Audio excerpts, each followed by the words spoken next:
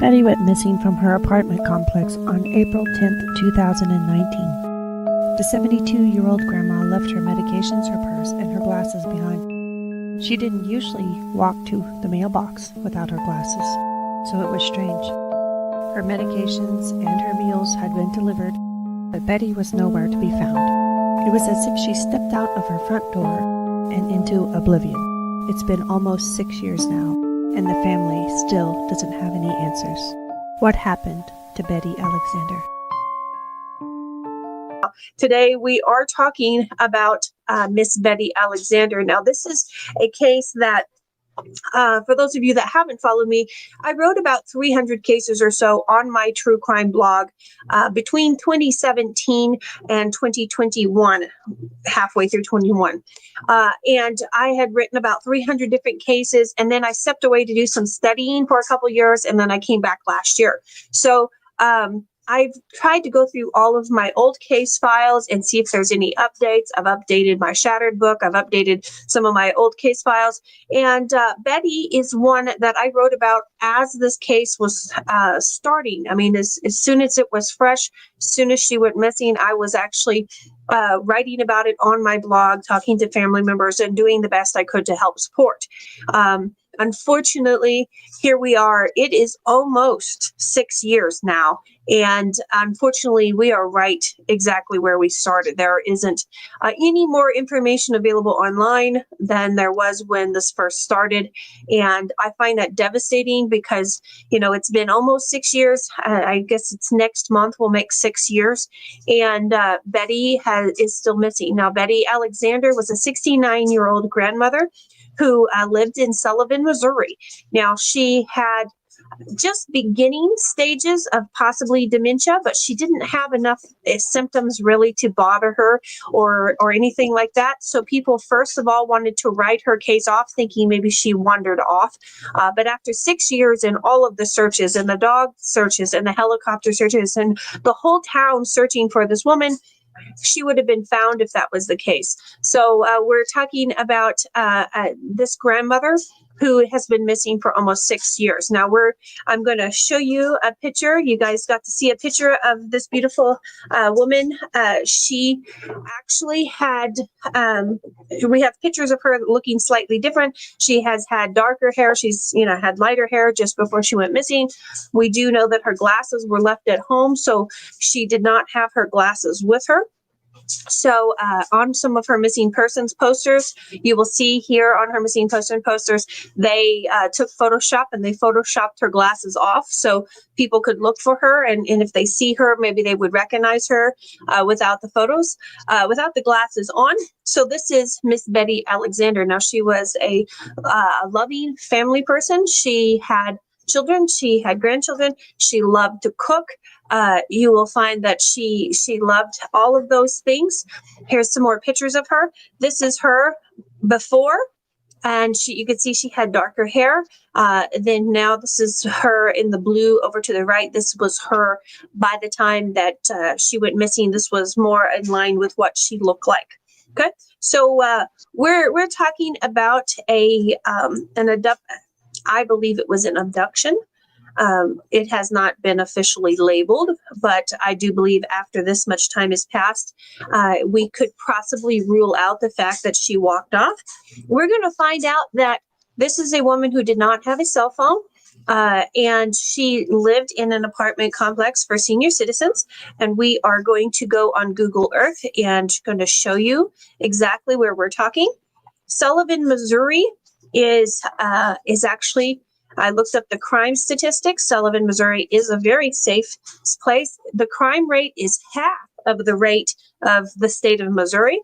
So we are here on the street view of it's on Center Street. So this is the complex right here. So you have this building. These, I believe, were fourplexes. So you have someone living two different households on the front, two different households on the back. So we're going to kind of scoot down the road here a little bit. And you see the Center Street apartments. So you have this apartment building here, then you have one behind it, and then you have one over here. Now, I do believe this building right here, this one on this end, was her apartment. Okay, so this is where she is. Now, I want you to take a look at this because we're going to zoom back out. So this is the apartment complexes here. She lived directly in front of the parking lot. So if somebody was going to come in and abduct her, they had to drive by this building. They had to come in this way, drive by this building, pull over here in front of her house, get her out of the house, and pull back out. So if there was some kind of scuffle, if there was some kind of fight, if there was some kind of loud anything whatsoever, you would see it. Somebody in these apartments would have seen it. So I contend she probably was lured out of the house by somebody she knew. Okay, now this along the line here, straight up through here, you can see that there's kind of a tree line there. I don't know if there's actually a fence there, but it's kind of a natural fence row. This is the train tracks. Okay, so running straight up through here is the train tracks. So we're going to go back down there. We're going to look around at her world a little bit. So this is you can see it's very shaded and secluded, a very quiet place. It's not actually a cul-de-sac. It kind of goes on around. But this, again, is another set of apartments. So these doors are literally open to look right in her door. So again, there should be potentials for a lot of people seeing something that's going on if there was something loud and some kind of big ruckus. So we are talking about, Venus says, I'm late, but I'm here. Thank you for signing on. We're talking about Betty Alexander. Now, on April 10th, 2019, she went missing from her apartment. Now, she did not have a cell phone. She did not have a driver's license. She just had a Missouri State ID, a non-driver's ID. She didn't have a vehicle. She spent the weekends with her daughter. She had a few kids, but she spent the weekends with her daughter mostly. At 3 p.m. on April 10th, a neighbor in that complex saw her in her little flower garden working. Now, we do know, according to her pill schedule, that she was at home and took her meds at 7 p.m. that night. We do know that she missed them by that morning. So people believe she either she left her home either that night after 7 p.m. or early that morning before she took her morning pills. Now, she usually received her medications by mail. Somebody delivered her medications. Somebody also delivered her Meals on Wheels. So for people that may not know, that is a food service for senior citizens. It looks like Cricket got bounced off. Cricket, if you need to, I can send you the link again through Messenger. Just let me know. So Betty Alexander was at home, 69 years old. She had different prescriptions and different medications, but one main medication that seems to have brought a lot of attention in this case, she had fentanyl pain patches for her back. She had some surgeries and an accident that caused her pain in the back. And so she had fentanyl pain patches. Now, we do know that 2 boxes of those pain patches were delivered recently. So we know that 2 were delivered. Only 1 was found in her house. Now, if you look through her apartment, you will see that there was no major kerfuffle. It didn't look like there was any kind of scuffle. Doesn't look like there was any kind of fight. Nothing really was missing. She had over $200 cash in her purse. Her purse was there, and found her door keys to her apartment, her purse, everything was there. It wasn't knocked over or disturbed in any way. She had all of her other prescription medications there and available. So you have different options of what could have happened to this woman in this apartment complex. You have some people who say she wandered off. You have some people who say that she was maybe possibly seen later on in the neighborhood, but we could never verify that she was actually found ever seen again. So there at the beginning of this, back in 2019, when I first started looking at this case, there was possible sighting around town over close to the fire department. Now, disturbingly, you need to realize that she had been sleeping in her in the front room on the couch or the recliner.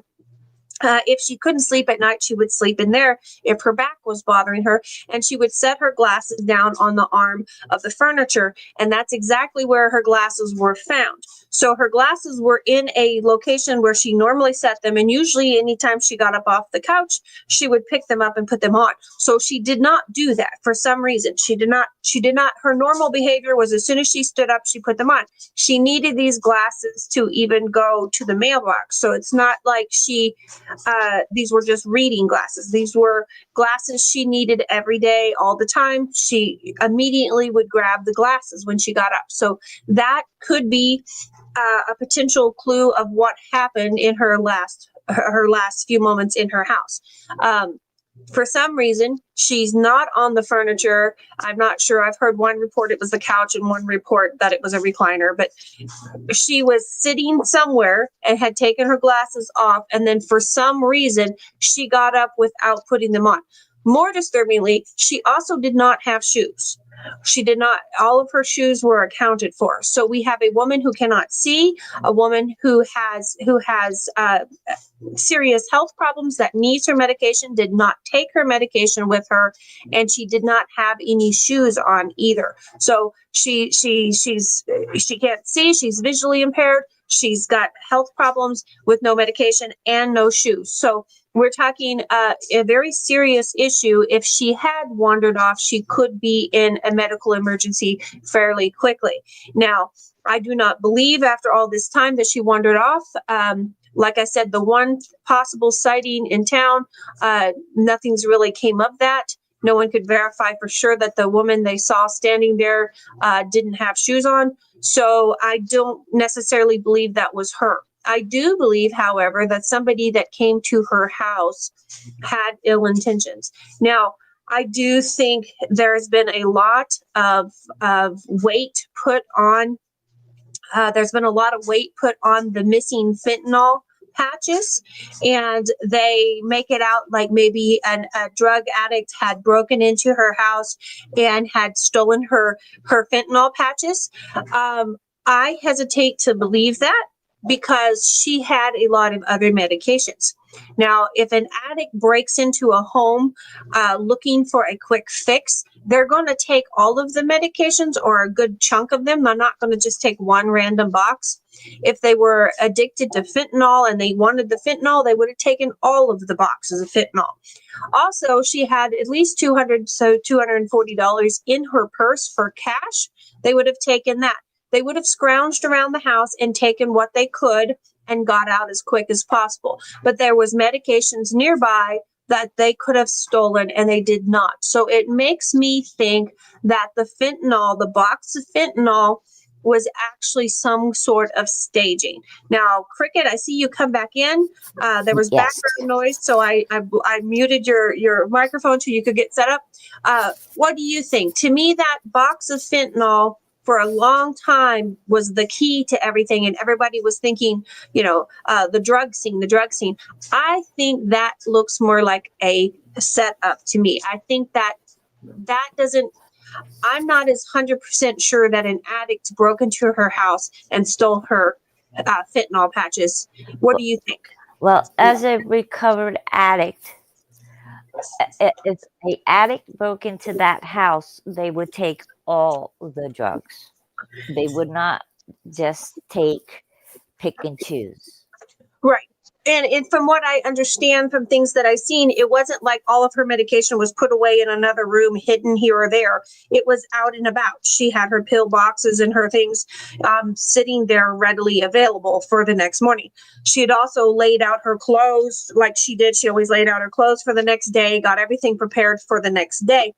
I say if her clothes were still laid out for the next morning, she didn't get up and around the next morning in a normal manner, because she Right. would have done her normal routine. She would have made her something to eat. She would have made her food. She would have drank her coffee, if she drunk that. She would have put her clothes on that she had laid out. And then, so I contend that whatever happened probably happened that evening, not that morning, just because she left without shoes. What if someone knocks on your door in the middle of the night? You don't put your shoes on. You're in your sock feet, or you're in your bare feet, you're in your bed.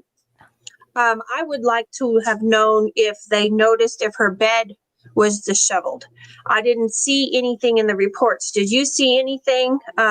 Tammy, did you see anything in the reports about a disheveled bed? No, I didn't. There was no signs of the scuffle either, was there? It don't look like. Mm-mm. No, but if the bed was disheveled, that would lend me that would make me tend to think that she was in bed. Someone knocked on her door. So I'm wondering if trying to set in a timeline, if her bed was still made, that's one of two things. Most likely she didn't ever get into it that night, or she had just gotten up and made the bed. You know what I mean? So to me, the making of if the bed's a mess, then that kind of gives us an idea if it happened that night or in the morning. And also, is the first she? thing I do is put my Glock in my hand. Good job. With her needing glasses, Mm-hmm. she would have gotten up and put her glasses on. Right. That's like the first thing I do in the morning. Well, and see, that too lends to think if her bed was made that she had slept in the chair, because that's where her glasses were. So maybe she had just dozed off in the chair because her back was hurting, and she took her glasses off. Somebody knocks on the door, and she answers the door in her sock feet. Because to me, during the day, there was a better chance that she would have had her shoes on. Right. Not everybody wears shoes in the house, but she would have had maybe house slippers or something like that on if she had been up and around. So it makes me think that it happened that night, not the next morning. Also, you're talking about senior housing. Everybody in the area are seniors. So I would say, while everybody is a good watchdog during the day, by 7, 8 o'clock at night, a lot of them are taking sleeping pills and going to bed. So to me, it lends to the fact that whatever happened, I really believe happened that night. Because there wouldn't be as many witnesses if everybody in the apartment complex has taken their meds and gone to bed. And I just thought of something. Okay. Were there no cameras anywhere? Because I have never seen any mention of any cameras. And you would think that these days there's cameras everywhere. Right. Well, if you zoom in I'm zooming in right now. I'm looking on the apartment complex here. I don't see any cameras on anything on Google Earth. I will share my screen real quick so you guys can see what I'm doing and just stop staring at me looking around. Because you can see me looking around, but you can't see what I'm looking at. Okay, so we're going down the road here. There was nothing on the front of the buildings. To me, there should be cameras like somewhere to where you can see. Our cameras on our house, we have set around to where you can see anybody that's at our door. You can see it. You can see them at our door. Whichever door it is, we've got cameras on the doors. We got cameras on the driveways. We got cameras, on the garages. We got cameras everywhere. But it doesn't look, we're kind of running down the streets here. You're kind of in a private, there's kind of, I don't know, it's more of a housing neighborhood. There's not a lot of businesses. And so it would just be a matter of, do these individuals have, now this looks like a business right here maybe, but I don't see any obvious cameras on the side. Could that be a camera right there maybe? That little spot there? You see it? Could be. That little black circle thing? You can't zoom in enough to see, but that could be a camera. Maybe. And of course, we're looking at Google Earth almost 6 years later. So this isn't Yeah. necessarily what it looked like. Again, there's another. No, that looks like a porch light. Again, so we don't know. It looks relatively the same the first time I looked at it, but I do believe that there was this down here was actually. See, I think this was actually a new complex. I'm not 100% sure this was there at the time of, because it seemed like there was construction over here somewhere. So this may be a new complex that wasn't there at the time. Yeah. I just thought of that. But to me, it's a very looks like a very safe place to be, nestled in. Now down here, this is an industrial complex, so this might have some cameras. Let's zoom in here and look. But yeah, there's cameras. But again, they would have had to come up this road, and unless she was flying out, hanging out of the car, they may not have seen it. But that looks like a camera there. I wonder if the police have. I think they probably already looked through the area for camera footage, but I do know that looks like a camera there. So some of these industrial complex, if the car that she got into happened to be coming down this way, there may have been, because see, there's some shops. Yeah. So there would have been cameras this way. So it depends on which way the car exited the area would be, how likely we are at finding cameras. I just feel like because there was no signs of a struggle, that she knew the person, went out with them willingly, and that was staged. That's how I feel should have been found. Absolutely. I really feel like somebody she knew showed up at the house delivering something, and it was somebody that she, knew of, and they said, "Hey, can you come out and help me carry this in, or can you hold the door for me while I carry this in?" Yeah, because in that situation, I would go out without my shoes on if I'm Exactly. just gonna, Well, if you look at that house, there are sidewalks straight out the front door, and then the sidewalk curves around to the parking lot, in all three of those buildings. So she could have just walked out onto the sidewalk to hold the door for him so he could carry in this or that. And you also need to realize that Betty is a very petite, very, very petite person. I believe I read that she was 4'11", and she maybe weighed 140 pounds. So she was a very small, petite person. It's not like she was very big. So she couldn't have fought off, any kind of attackers or anything like that very easily. Again, I'm sure Billy Green would be like, "Oh, I have a solution for that." BG is my Tennessee boy, and he's a good old country boy, and he has solutions for things. I'm from Texas, and I'm like, I can understand some of your solutions.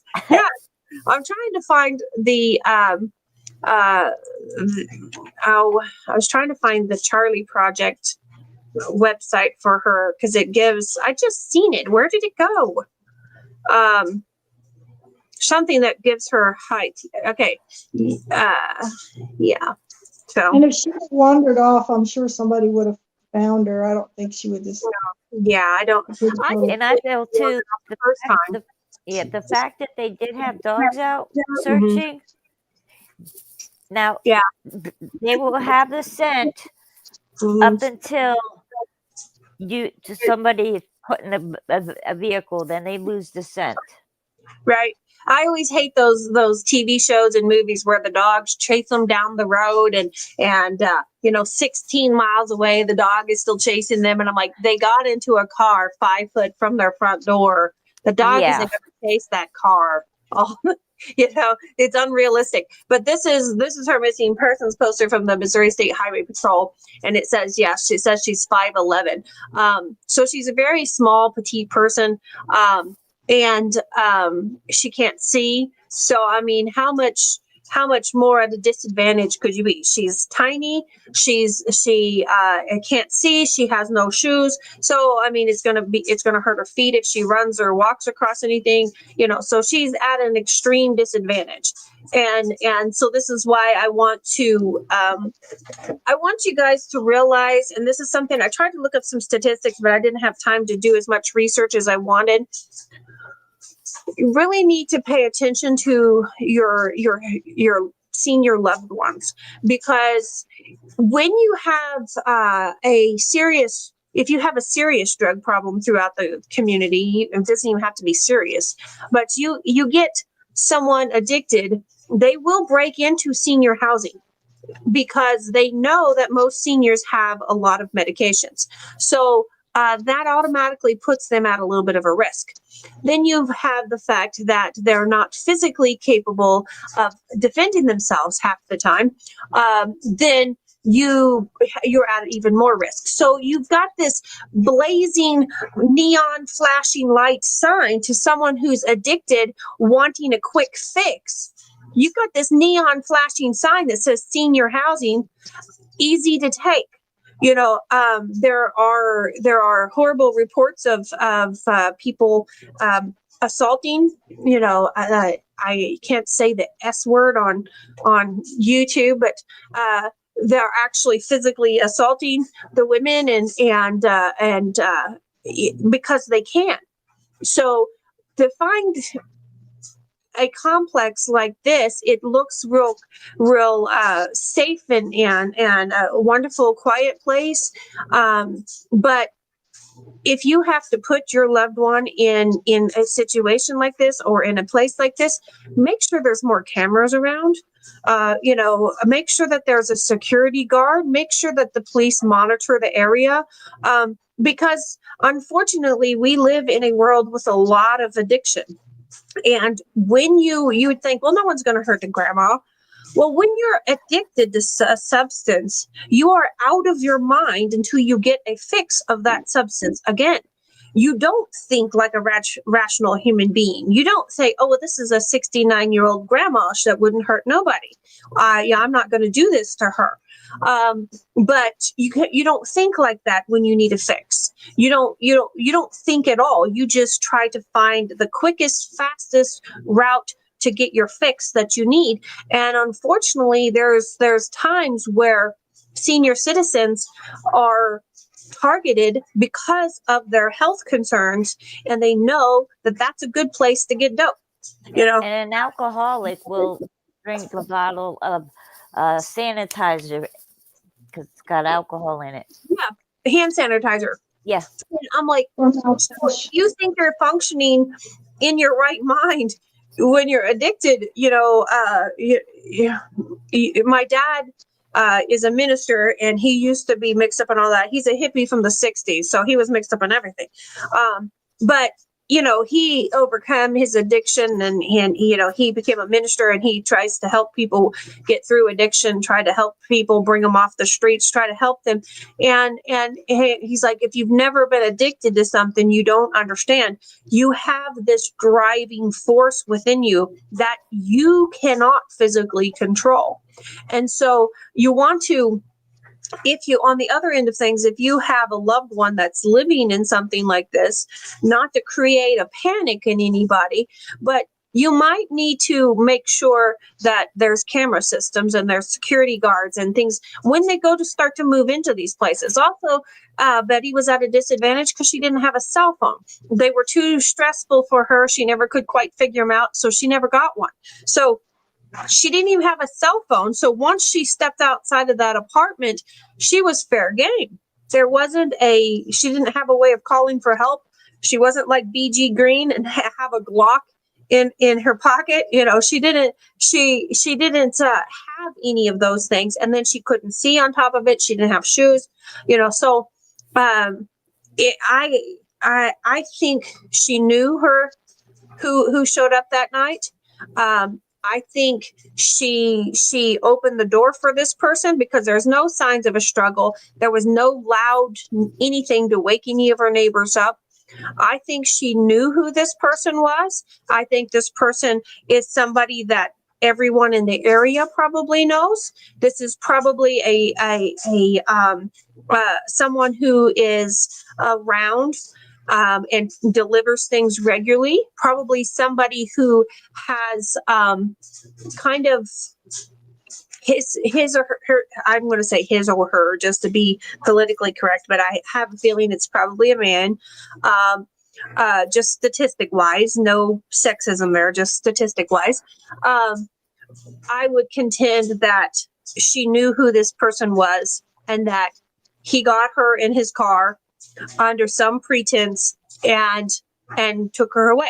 That's the reason why there was no dogs trailing anything past the parking lot. There's reasons why, there was nothing missing in the house. It was probably he grabbed something at the last minute to kind of cover his tracks. Because think about it, what would be the best way to get the heat off of you and turn it in a whole different direction? So you turn the case in a whole different direction. We're going to say, okay, we're going to blame it on the drug addicts. I'm going to take one thing of fentanyl. Well, to me, if you study, if you've worked with any addicts before or had them in your family or had addictions of your own, you know that if you're an addict and you're needing a fix, you're not going to take one box when there's 2 or 3 boxes available. You're going to grab all the boxes. So basically, the only thing missing out of that apartment, the only thing out of place, the only thing missing was Betty herself and one box of pain patches for her back. So Which to me, could have been taken to make it look like. Absolutely. So here we are. It's 6 years.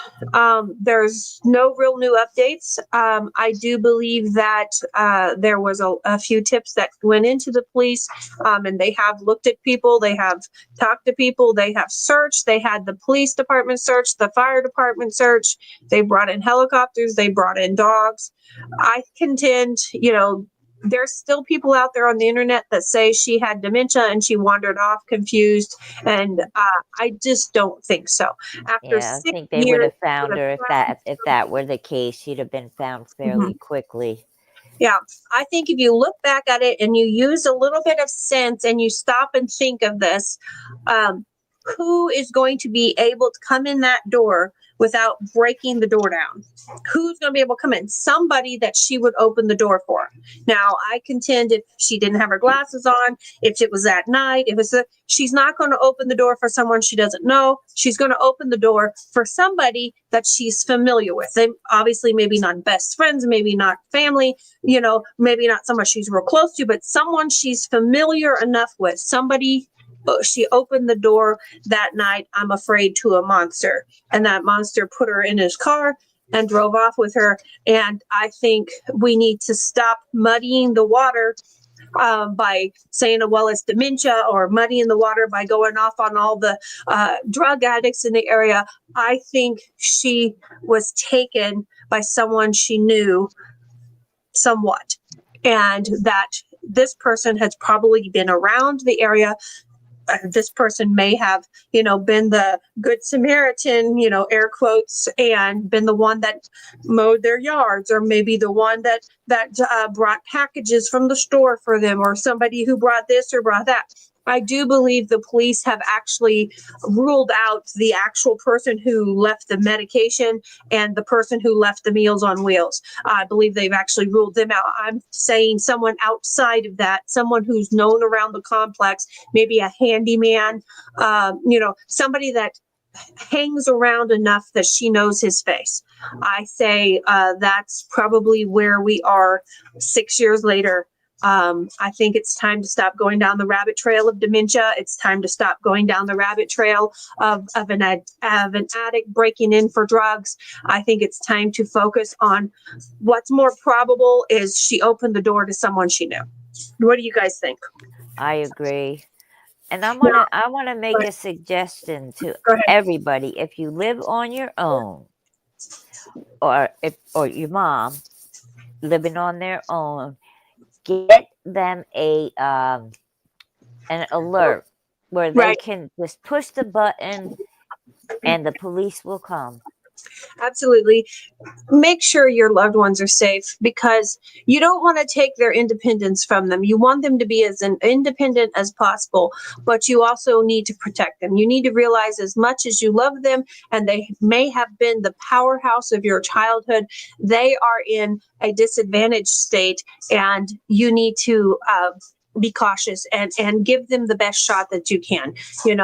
This looked like a safe, wonderful area, and it probably is a safe, wonderful area. It just happened to have a monster in it on April 10th, 2019. Now, I am sharing the screen again. I shared it earlier. I want you to know, I don't know if the reward is still active or not, but I wanted you to see this tip line. If you know anything, if you think you know anything, if you think you've heard something, call the Sullivan Police Department. The phone number is here on the screen, 573-468-8001. Call the Sullivan Police Department. They have an anonymous tip line. You can put it on their website. I ask you to call it in. It's not up to you to decide if your tip is important or not. It's not up to you to decide if it's relevant or not. It's not up to you to decide if it's true or not. It's up to you to report it, and then the police will sort it out. So don't go and say, well, I'm not sure if what I know is important, or I'm not sure if it's true. It's just a rumor I heard.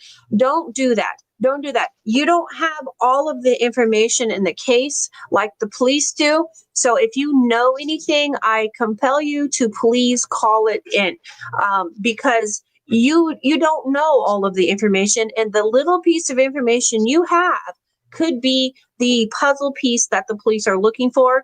And this could be what solves this case. And then you also need to realize that the family have waited 6 years, and you might have the puzzle piece that they need. And so that's what I want you guys to that's what I want you guys to understand. We always want to say, well, I don't want to give them something that's wrong, or I don't, I understand all that.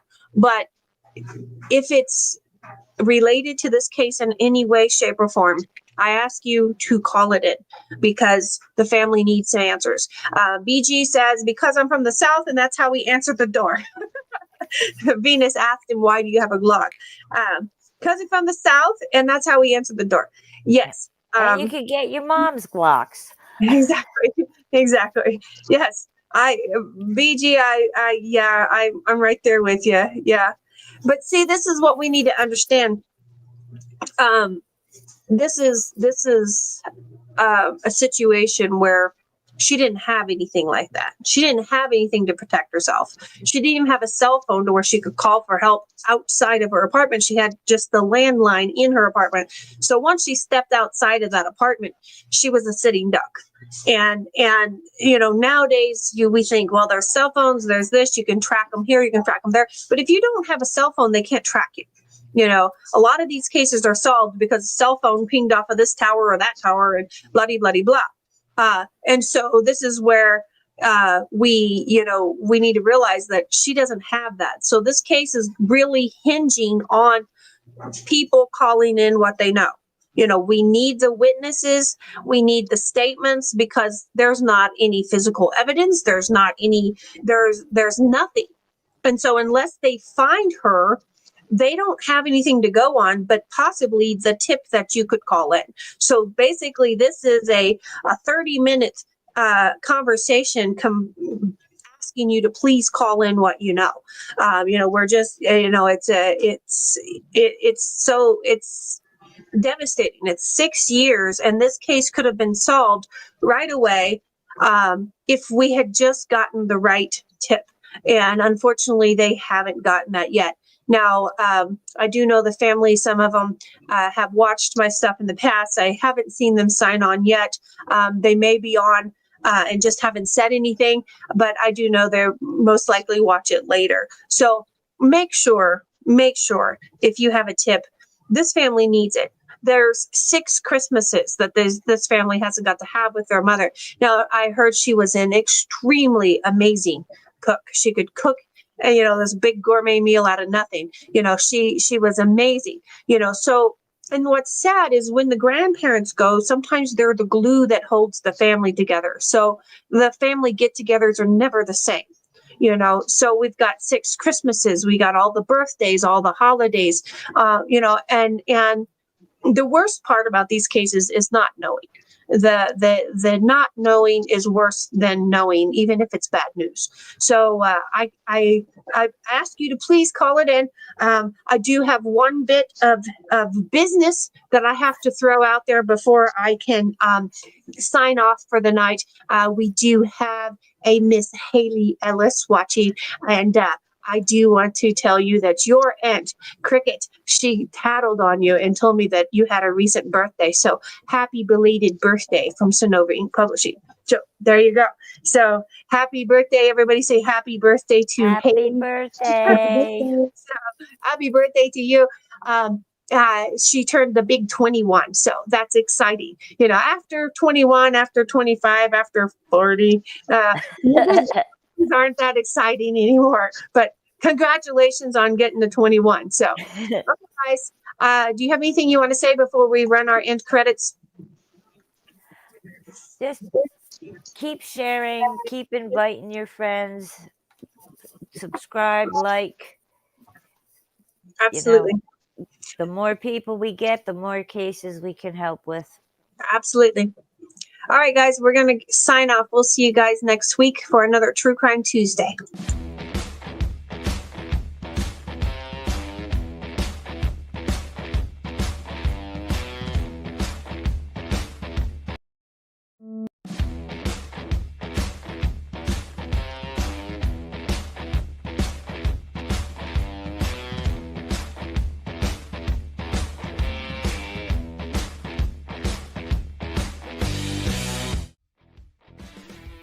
Today's episode is brought to you by Bones Coffee Company. You can forget about boring coffee when you drink Bones Coffee.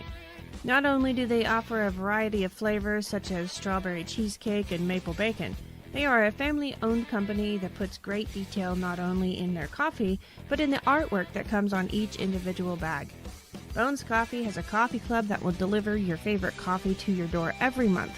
If that wasn't enough, they also have some amazing swag to offer. Check out Bones Coffee Company today. I'll have my affiliate links in the show notes.